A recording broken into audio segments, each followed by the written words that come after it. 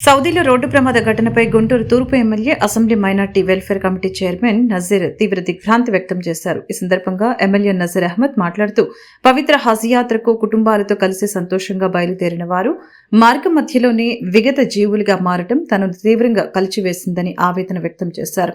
Road ప్రమాదంలో మృతి చెందిన 45 మంది హైదరాబాద్ వాసులే కావటం ఉమ్మడి తెలుగు రాష్ట్రాల ప్రజలను విషాదంలో ముంచెత్తింది. మృతుల్లో 18 మంది మహిళలు, 10 మంది చిన్నారులు ఉన్నారని పేర్కొన్నారు.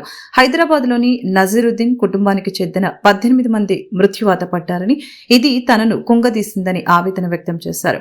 మృతుల కుటుంబాలకు కేంద్ర ప్రభుత్వంతో పాటు సౌదీ ప్రభుత్వం కూడా అండగా నిలిచేందుకు ప్రయత్నిస్తామని వెల్లడించారు.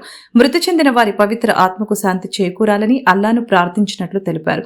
తమ కుటుంబ సభ్యులు, ఆప్తులను కోల్పోయి పుట్టెడు దుఃఖంలో ఉన్న వారికి తమ ప్రగాఢ సంతాపం తెలుపుతున్నట్లు పేర్కొన్నారు.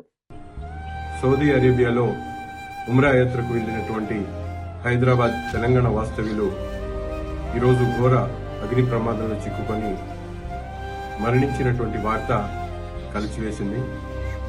ఈ ఘటన రాష్ట్రంలో కాదు ప్రపంచవ్యాప్తంగా ఉన్నటువంటి ప్రతి ఒక్కరు కూడా దిగ్భ్రాంతికి గురి చేసింది.